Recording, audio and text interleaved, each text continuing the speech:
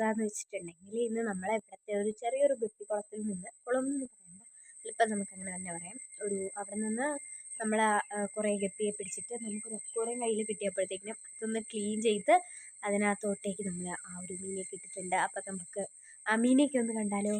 വായോ.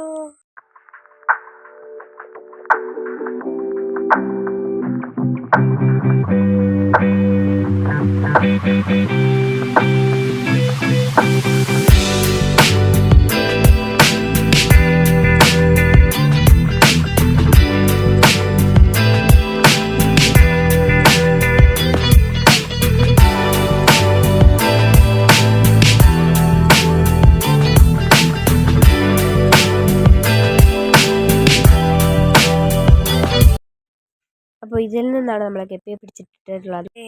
താമരയിൽ മുട്ട വന്നിട്ടുണ്ട്. അപ്പോൾ നമുക്ക് അതുകൂടെ ഒന്ന് കണ്ടാലോ. വിരിയാറായിട്ടുള്ള വലിയ മുട്ടാണ്. മണമൊക്കെ ഉണ്ട്, ഇല്ല മണമൊന്നും ഇല്ല. പിന്നെ ഇതാണ് രണ്ടാമത്തെന്ന് പറഞ്ഞിട്ടുണ്ടെങ്കിൽ നമ്മൾ താമര നട്ടു വെച്ചിട്ടുള്ളത് ഈ ഒരു ചെറിയ കുളത്തിലായിരുന്നു. നമുക്ക് കുറച്ച് പൂക്കളൊക്കെ കാണാം ഇവിടുത്തെ.